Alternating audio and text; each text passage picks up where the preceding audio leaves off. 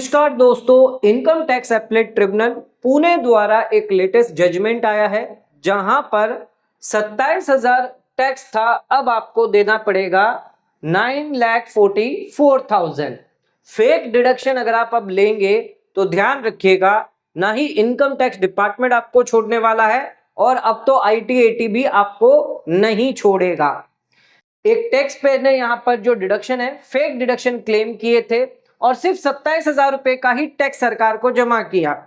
लेकिन जब स्क्रूटनी हुई, डिडक्शन देखे गए और डिडक्शन जब यहां पर एविडेंस मांगे गए, डॉक्यूमेंट मांगे गए, तो यहां पर डॉक्यूमेंट ना देने की वजह से 9,44,000 का टैक्स पेनल्टी यहां पर लगा दी गई है।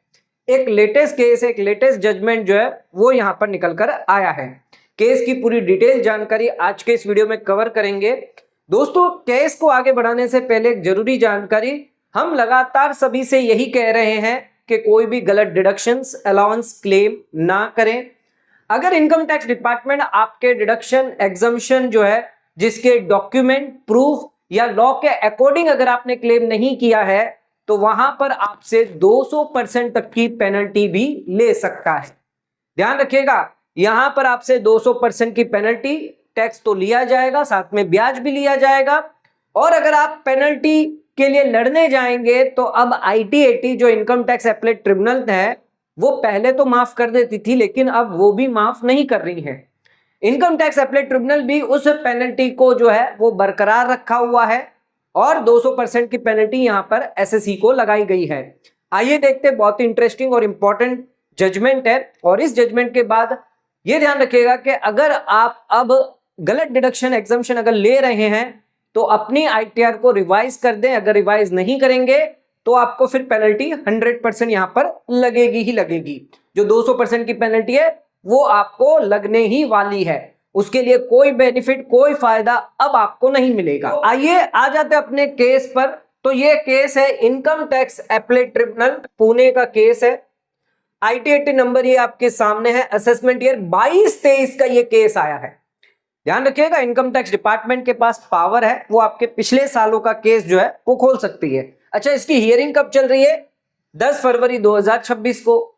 यानी आप देख सकते हैं कि पुराने सालों के केस भी आपके खुल सकते हैं। आपने अगर कोई गलत डिडक्शन, एग्जम्पशन, अलाउंस लिए हैं तो ये मत समझिएगा कि रिफंड आपने ले लिया है, इसका मतलब ये है कि आपका जो क्लेम था वो सही है। कई लोगों के लिए गलतफहमियां होती है कि वो जो डिडक्शन, एग्जम्पशन गलत तरीके से लेते हैं, सरकार उन्हें सीपीसी द्वारा जो है आईटीआर जब प्रोसेस होती है तो उन्हें रिफंड दे देती है, तो उन्हें यह लगता है कि जो रिफंड हमें मिला है वो हमारा जेन्युइन है।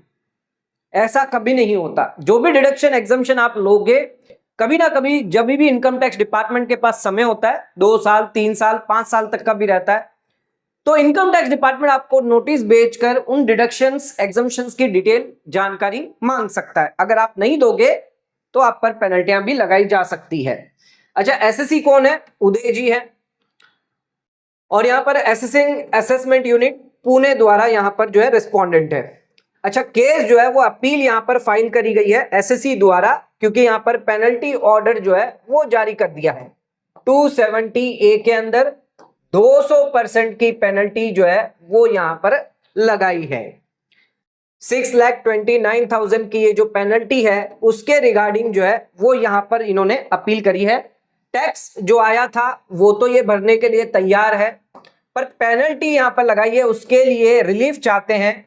तो ये आईटीएटी के अंदर आए हैं, आईटीएटी पुणे में। आइए पूरा केस समझते हैं, क्या है केस, कितनी कितनी क्या पेनल्टी लगी है। सबसे पहले बात करते हैं फैक्ट ऑफ द केस की। तो सैलरीड पर्सन है, तो ज्यादातर जो सैलरीड पर्सन है वही ये लोग जो गलत डिडक्शंस, एग्जम्पशंस, अलाउंस जो क्लेम करेंगे। ध्यान रखिएगा, सैलरीड पर्सन को यहां पर आपकी 18 लाख की अगर इनकम है और आप 5 लाख की इनकम आईटीआर फाइल कर रहे हो, 7 लाख की आईटीआर फाइल कर रहे हो, क्या आपको यहां पर दिखाई नहीं दे रहा है कि इतनी इनकम आप कैसे कम कर रहे हो? कई क्लाइंट ऐसे कहते हैं कि ये तो हमारे जब भी केस लगता है, जब भी इस केस में भी जब केस लगा तो इन्होंने यही जवाब दिया कि ये तो हमारे चार्टर्ड अकाउंटेंट ने कर दिया, ये तो हमारे जो टैक्स कंसल्टेंट है, प्रैक्टिशनर है, उन्होंने गलत डाल दिया। तो क्या आपको आईटीआर एक्नॉलेजमेंट दी गई थी? आपको पता नहीं है कि आपकी 18 लाख की सैलरी है और आपकी आईटीआर में सिर्फ 5 लाख की सैलरी कैसे आ रही है, इनकम कैसे आ रही है? तो ये तो आपको पता ही था ना कि आपने 10 लाख का यहां पर डिडक्शन एग्जम्पशन लिया हुआ, इंटेंशनली तो आपको मालूम ही पड़ गया कि 18 लाख की जिसकी सैलरी है पूरे साल में, और वो आईटीआर की कॉपी आप नहीं देखते।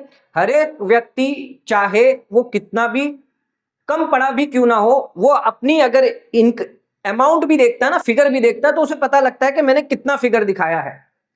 तो यहां पर ये बहाना मारना कि टैक्स प्रैक्टिशनर्स ने गलत किया है, चार्टर्ड अकाउंटेंट ने गलत किया है, इस जजमेंट के बाद अब ये आप नहीं कर पाएंगे, क्योंकि इस जजमेंट में साफ कर दिया है कि ये टैक्स प्रैक्टिशनर का बहाना आप नहीं ले सकते, या चार्टर्ड अकाउंटेंट का बहाना नहीं ले सकते कि उन्होंने गलती कर दी। पहले सुप्रीम कोर्ट के जजमेंट थे जहां पर लोग बच जाते थे, लेकिन अब इस जजमेंट के बाद आपको नहीं छोड़ा जाएगा। ग्रॉस टोटल इनकम इनकी 18 लाख यानी अराउंड 19 लाख की थी, असेसमेंट ईयर 22-23 में। इन्होंने यहां पर रिटर्न जो फाइल करी थी, इनका कहना था टैक्स प्रैक्टिशनर ऑफ एसएससी ने गलती से क्लेम कर दिया डिडक्शंस। अच्छा, ये इतने सारे डिडक्शन जो थे वो गलती से क्लेम कर दिया और आपको कुछ पता ही नहीं है, टैक्स पेयर को कुछ पता ही नहीं था। टैक्स पेयर का ये भी कहना था कि मेरी कोई इंटेंशन नहीं थी, ये तो टैक्स प्रैक्टिशनर की गलती थी, चार्टर्ड अकाउंटेंट की गलती थी, उन्होंने गलत हमारा रिटर्न भरा है, उन्होंने हमें गलत रिफंड दिलवाया है। कई सारे ऐसे क्लाइंट्स हैं जो सैलरीड पर्सन होते हैं, जो हमारे पास भी कई सारे आते हैं, जो इनका सिर्फ एक ही मोटिव होता है कि हमें सर रिफंड चाहिए। तो आपको जब रिफंड चाहिए तो आप कॉन्सिक्वेंसेस भी फेस करने के लिए रेडी रहो कि इनकम टैक्स डिपार्टमेंट आपको नहीं छोड़ेगा। फिर आप गलतियां किसी चार्टर्ड अकाउंटेंट कंसल्टेंट पे ना डालो, जो पेनल्टी है फिर आपको भरनी पड़ेगी। रिफंड यहां पर ले लिया इन्होंने 1.5 लाख रुपए का,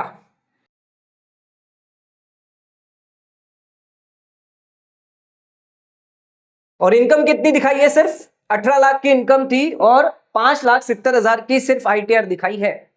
क्या ये पॉसिबल है? किसी की 18 लाख 17 लाख की इनकम होने के बावजूद वो सिर्फ यहां पर 5,70,000 रुपए दिखा रहा है और सिर्फ 25-26,000 रुपए टैक्स भरेगा, सरकार उसको छोड़ देगी? डिडक्शन वो इतने सारे क्लेम कर रहा है, इतनी आसानी से सरकार आपको नहीं छोड़ेगी। तो चैप्टर 6A के जो डिडक्शन थे 80C से लेकर आपके 80U के अंदर, वो सारे डिडक्शन इन्होंने क्लेम किए। कौन से डिडक्शन क्लेम किए हैं वो भी मैं आपको डिटेल बता दूंगा कि यहां पर एसएससी से पूछा गया एविडेंस दीजिए जो भी आपने डिडक्शन क्लेम किए हैं। तो वीडियो कॉन्फ्रेंसिंग करी गई एसएससी के साथ, जो भी ऑफिसर था सामने, तो एसएससी ने वीडियो कॉन्फ्रेंसिंग में साफ मना कर दिया मेरे पास कोई डॉक्यूमेंट नहीं है। आइए डिडक्शन मैं आपको बताता हूं कौन से एसएससी ने जो है वो डिडक्शन क्लेम किए थे। एक तो 80C में 1.5 लाख रुपए क्लेम कर लिया। 80CCD1B एनपीएस के अंदर अगर आप सेल्फ कंट्रीब्यूशन करते हो 50,000 का आपको मिलता है। 80D में आपको मेडिक्लेम का मिल जाता है 50,000 का, और 80DTA इंटरेस्ट जो है अगर आपका सेविंग अकाउंट है तो 10,000 का ये मिल जाता है। अच्छा, इतने डिडक्शन जो थे वो ऑफिसर ने अलाउ करे थे क्योंकि इनके रिगार्डिंग प्रूफ थे।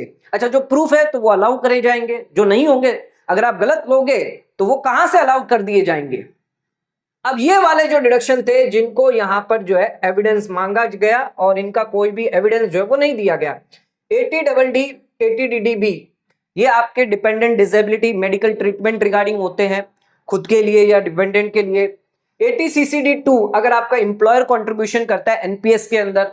80E एजुकेशन रिलेटेड जो भी आपने इंटरेस्ट दिया है उसका फायदा मिलता है। 80EEA 80EEB आपको होम लोन का उस समय इंटरेस्ट जो है वो मिलता था, कुछ कंडीशन होती थी। और 80GGC आप पॉलिटिकल पार्टी को कंट्रीब्यूशन करते हैं। अच्छा, इतने सारे डिडक्शन एक्स्ट्रा और क्लेम कर लिए अपनी आईटीआर में।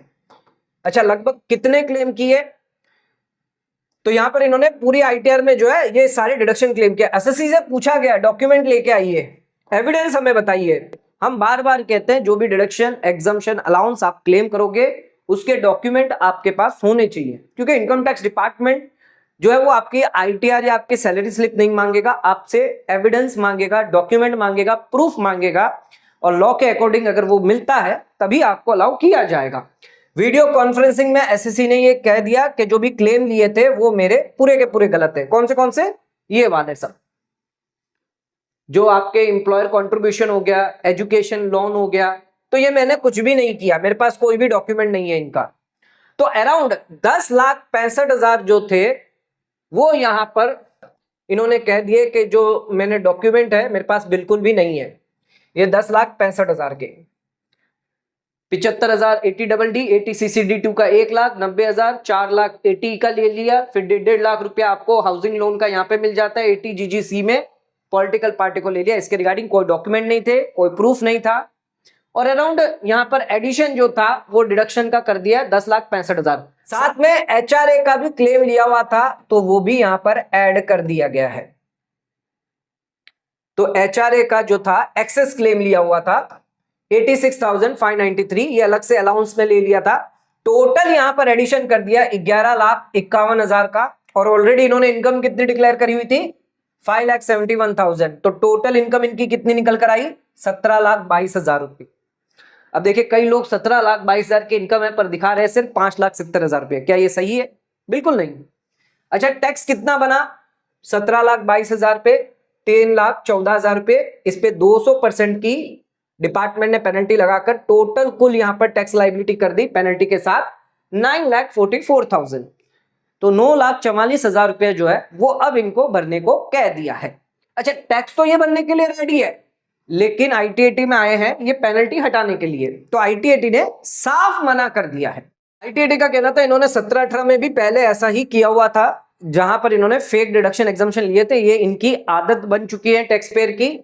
पेनल्टी जो ये 200% की लगाई गई है मिस रिपोर्टिंग ऑफ इनकम की, ये SSC की जो अपील है वो हम डिसमिस करते हैं। पेनल्टी ऑर्डर को जो है वो यहां पर बरकरार रखा जाता है। SSC के जो ग्राउंड्स थे वो खारिज कर दिए जाते हैं।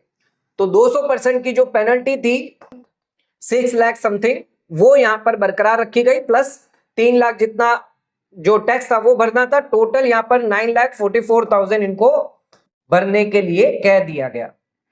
तो यहां पर आप देख सकते हैं अगर आप गलत डिडक्शन, फेक डिडक्शन अगर क्लेम करेंगे तो इनकम टैक्स डिपार्टमेंट तो आप पे पेनल्टी लगाएगा। पहले आपको ITAT में रिलीफ मिल जाती थी, लेकिन अब ये ITAT द्वारा भी यहां पर जो है वो आपके फेवर में डिसीजन नहीं दिया जाएगा, क्योंकि आप ये नहीं कह सकते कि ये CA ने गलत भरा है, CA ने गलती कर दी है।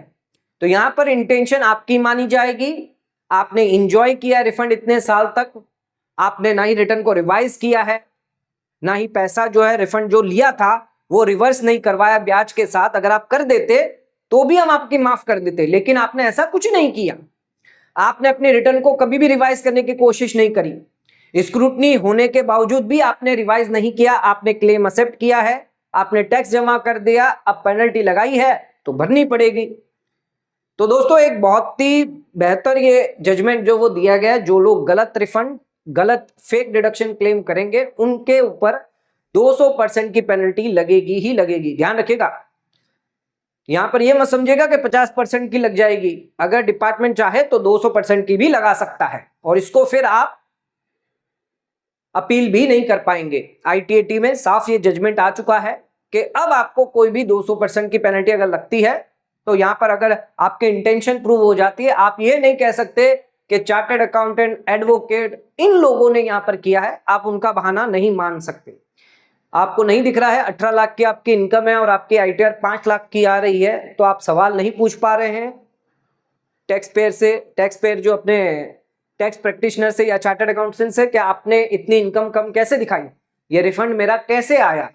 इसका मतलब तो यही है कि आपने खुद ही रिफंड क्लेम किया है। आप ये 1.5 लाख रुपए का इंजॉयमेंट कर रहे हो और इसके बेसिस पर आपने इतने समय तक अभी भी ITR रिवाइज नहीं करी। तो ध्यान रखिएगा, अगर आपने गलती कर दी है तो आप उसको सुधारें। ITR U का माध्यम दिया गया, वहां पर आप 25%, 50%, जैसे जैसे आपका समय निकलता है वैसे वैसे आपकी पेनल्टियां बढ़ती है। एडिशनल टैक्स वहां पर बढ़ता है, लेकिन वहां पर आप ब्याज और पेनल्टियां से बच सकते हैं। तो अब अगर अभी भी आपने गलतियां करी हुई है तो अपने ITR को चेंज करें। डिडक्शन, एग्जम्पशन अगर लिए हुए हैं उन्हें सही कर ले, अदरवाइज यहां पर आपको हैवी पेनल्टी 200% तक की लग सकती है। तो दोस्तों आज का वीडियो यहीं खत्म करते हैं। वीडियो पसंद आया तो वीडियो को लाइक, शेयर, सब्सक्राइब करना ना भूले। वीडियो को ज्यादा से ज्यादा शेयर करें ताकि वो लोगों तक इसकी नॉलेज पहुंच सके। आज का वीडियो समाप्त करते हैं। धन्यवाद।